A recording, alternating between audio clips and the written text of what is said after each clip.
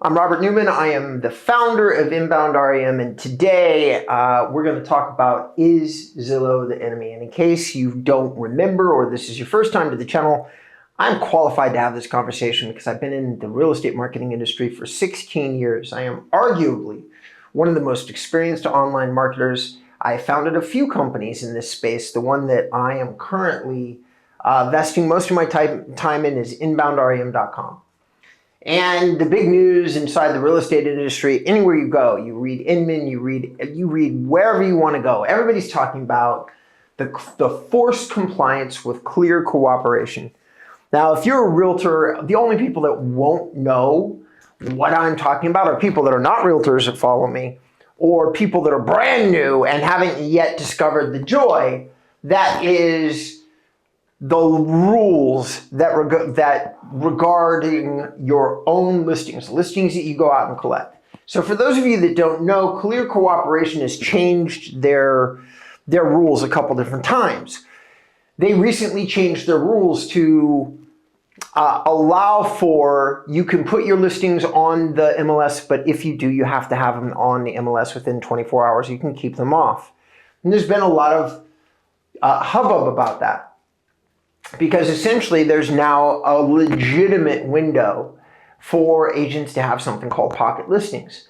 Now, in the state that I'm in, pocket listings is such a hot subject that at one point the Altmans and some other really famous high caliber teams had been trying to get their own pocket listing services off the ground, and every single time they run into the monopoly that is the portals, the MLSs, and NAR. Okay, it's like a trifecta.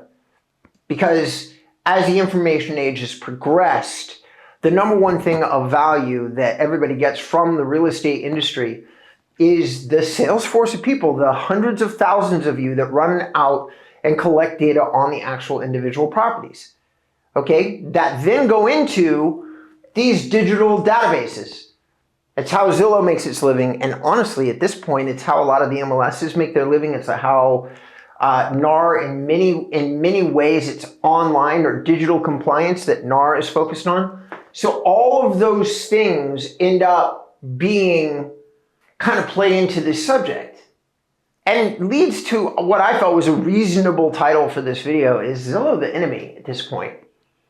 Because I'm not sure how everybody else in the country feels about it, but realtors here in California, most of them, they want the choice about whether or not they have to list the listing on the MLS. And the way that the Zillow rule reads is the same way that Clear Cooperation rule reads now, where the portal is now backing up the rule that NAR said and saying, hey, if you don't give us a listing, if you don't allow us to list it on Zillow within 24 hours of you listing it on the MLS, you don't get to list it at all.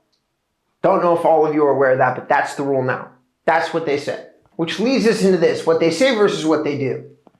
Now, according to every person with a microphone that is associated with any of the portals, Realtor.com, except for Homes.com, which I'll get into in a second, what they're saying versus what they're doing are two different things. Now, they're saying that universal access to listings is the equivalent of evening the playing field across all of real estate. That is the public line that they have taken, to which so many other notable entrepreneurs, Robert Refkin, many others, are saying that's nonsense. That's nonsense. That oftentimes this access comes with a lot of cons. Now, I have made my reputation on kind of even-handedly dealing with subjects and competitors and things like that. So let's pros and cons this. The pro is Zillow is not wrong. If you give a listing to them, there's a lot more visibility for that listing, no doubt. But on the other side of that same coin, you and a client could mutually agree that you don't want the listing to go everywhere because it could create a lot of noise around the listing that you don't want to deal with. It could be a clear conversation between you and your client, making the subject of, is it online or is it offline? a personal choice. Now you have that personal choice now. There's a window route into that personal choice. So this personal choice could be honored if you want. Unfortunately, there's a lot of gray area. There's people that need time to make decisions. So saying that Zillow is going to follow along with the rule about 24 hours is honestly, that's a massive, massive, massive, massive con. Okay? They're forcing a decision as it relates to timeline and making everybody comply with a very specific rule that really benefits only Zillow. Because let's just say, for instance, you're not sure what you want to do with the property, or you'd like the opportunity to market the property to a private list of people for a couple of weeks, because let's just say that you're trying to build a little bit of brand equity with your own list of clients, and you're going to say, I have a brand new listing, I'm going to keep it off all the portals for 2 weeks. All of you can come through the door and make a bid as long as you do it fast. Now that works out to your advantage. You as the salesperson and the business owner get all of the advantage for doing that. Zillow gets none. And in the competitive real estate market, as many of you watching this video know, you are actually going to sell that listing for a reasonable price, because Zillow is saying, oh, list it with us, you'll get a better price. I don't know that I buy into that. I just don't know that I believe that. I think that that price is somewhat dependent on your database and your list, and that if you have 3 or 4 people and you have a listing come on, and you have 3 or 4 people that have been asking for a listing in this specific area, blah, blah, blah, you create a lot of urgency through your own platform. So people walk in with more enthusiasm and basically more willingness to bid higher based on whatever marketing message that you've taken control of and put forth to your clients, because enthusiasm is going to equal price. And that's going to be better for your customer. So what they say versus what they do. Do I really think personally, like I am going to pros and cons, like that's a con. And when I look at this, like I am now not going to be as equitable as I usually am. And I do think that Zillow is throwing around their marketing weight, and they're forcing you to do something in a way that I don't think is necessarily constructive for the average realtor's business. But this should not be a surprise to most of you. It should not be a surprise that they're leveraging their momentum, their platform, their reputation, and they're forcing compliance. The only thing that should be surprising to everybody, myself included, is that they feel so comfortable not being labeled a monopoly, not worrying about any government agency at this particular time, that they've just decided that they're going to make a very strong arm move inside the market that really benefits mostly them and a handful of other partners, and force you, literally just force you, to do something in a way that is really mostly about what they want and what they need. I think if we looked at the pros and cons, we'd discover that the 24-hour timeline is far more in Zillow's favor than the average realtor. I'm not saying that there aren't exceptions. There are probably some of you that might appreciate the added momentum and discipline. Some of you are deeply partnered with them. So you buy your leads already. You're used to it. You have nothing but Zillow tools. Follow-up bosses now is Zillow CRM, and you've got Zillow tools. So you're thinking to yourself that, like, if they force everybody else's hand and all the listings are there, that's better for you if you're buying leads. It is better for you. It's not great that I think that you're buying your own information back, but whatever. Yeah, like I'm not here to debate that so much. But when you start saying is Zillow the enemy, you do have to bring into the conversation how they buy and sell leads and what their plan has been and how they've acted as a partner to realtors. And the fact that they have only recently defuncted their online property buying system, and the fact that they have been pretty clear about the idea that they're going to create a partner division that has realtors with licenses that basically work for Zillow. Zillow has always been, but really is lately. Their plans are clear. They are a competitor to the average realtor. They are just a platform that now has most of the market share, and they are doing that. All that momentum in their market position is all based on your property data. All of you are submitting. So this strong arm method of getting into here is really, how about this? If I was a realtor and it was my property data and they were already making a fortune from taking my listings in the first place and then having something to market to the world at large. And by the way, all of you realtors give this information to them for free for the most part. The idea is there's a trade-off. They market their listing for you, but they don't do that anymore. The only platform that really does that is Homes.com. Homes.com says if you give them the listing data, any leads that come from that go back to you. Zillow had rules like that a long time ago, and long ago dropped them and turned themselves into an advertising platform that takes your property and then leverages other people, like basically lets you advertise against yourself and takes a piece of your commission to do it. It's an interesting system. Market position in 2025. Now, having said all that, I don't know that Zillow has a lot of choices right now. Zillow is facing a lot of once in a generation market influences. Number one, they're taking a lot more heat. The goodwill between them and the realtors in general has slowly but surely been fading. I'm not saying it's not there, and I'm not saying they have a bad reputation. I am saying that more and more often, I'm actually hearing realtors who are actually dropping their budgets with Zillow, even when Zillow is already working.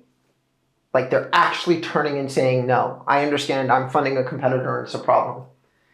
Most realtors who are looking at ROI and look at them as getting a decent ROI, like 3-to-1, 4-to-1, 5-to-1, 6-to-1, they are still buying leads. But most of the realtors that are still doing that are in marketplaces where like Zillow Flex and other programs that actually exist with Zillow haven't hit their market yet, because Zillow has been raising their commissions, raising how the percentage that they take. They've just been doing it in more competitive markets. So when the market fills up with people that are buying leads and they now have more people looking to make purchases than not, they then take control of that flow by saying, we're going to take upwards of, I've heard people tell me, and I haven't verified the truth of this, but some commissions up to 50%. They certainly do it through their lead purchasing division. Like where they give you, they absolutely qualify the lead and hand it to you, but they take like 35% straight off the top of your commission. I'm not sure, I can't remember if it's Realtor.com or them that owns Opcity, but it's like an Opcity kind of thing. But having said that, their market position is not great right now. They still haven't never made a profit. They're running into a surprisingly large amount of sentiment resistance that has been building for years, mostly because of the decisions they've been making. They're not really friendly to realtors, and they try to position it in such a way that they're like, oh, listen, we're doing a better job by the client, we're more efficient. And in some ways, I agree with them. Every now and again, I run across a way that they've serviced a lead and I go, that was really cool. Rapid callbacks, things like that. But they use a lot of false data to sustain this position. Here's one of the things that they say. They say 80% of leads don't get called. 80% of the leads that they sell to people don't get called. And they constantly point to that data to justify a lot of their market positions. Now, I've talked to 7,000 realtors over 16 years, one-to-one on the phone. And here's what I find with people who are using Zillow. They see a lead, and either based on phone number, place, like time the lead came in, other details that they can see on the lead itself, they automatically know it's not qualified, and they just decide that they're not going to waste their time with it. And so, yeah, they don't call it. And that is the nature of online leads. Now, Zillow has supposedly addressed that problem by calling the lead themselves, but I still hear plenty of people getting hot transfers for stuff that are like renters and completely non-qualified. Now, one can argue, since a lead went through the Zillow system and they are still on the phone, theoretically, they could say it's a lead. But anybody that's been in sales understands that there's leads that have like a score of 1 where you have to work for hours and hours and hours to even get the most minor possibility of a customer in play. And there's leads that call you and they're an 8. They're looking, they may have another realtor. They have something that is a solid objection, but they're in the market or they're looking to list. That's a real lead. Even if they have a thing that you have to sell against. They're there, they have a budget, they're trying to do a deal. That's a lead. Even if they're not sold on you, even if they don't, that's a lead, okay? So the data that I've seen Zillow giving out about their own service has never really been accurate, which has bothered me. Estimates, not accurate. Data that they tell to the market, not accurate. And all of that data and that misinformation is really designed to build up synergy that hasn't existed with Zillow that I've been able to see in a while. So is Zillow the enemy? I still don't know that I would go that far for them, because guess what? There's one last thing that they do very well. There's no doubt that they've created the best search platform for properties that exists. I use it, and most of the people I know use it. My assistant uses it. We all use it. We all go on there and look for properties and look at what I call real estate porn, because we're just on there looking at houses over and over again, looking at pictures. And there's been billions and billions and billions and billions of dollars put into that experience. Would I be sad to see it go? I really would. Nobody's going to catch them anytime soon, even though there's other competing platforms, Trulia, Mojo, others. Zillow's just the best. So, are they the enemy? No. But I would also go so far as to say they're not really your friend. So, it's one of those things where, I hope that having a different point of view helps you kind of figure out how to think about Zillow. And hey, if anybody from Zillow Corporate watches this video and you'd like to get me on a podcast or something, let's have a conversation about where you think Zillow's value is in the marketplace these days. Because I'd love to have a deeper conversation about it with somebody that works there that's fairly high up the food chain. Anyway, that's it. I appreciate everybody's time. If you like this video, hit the like button, and I'll see you next time.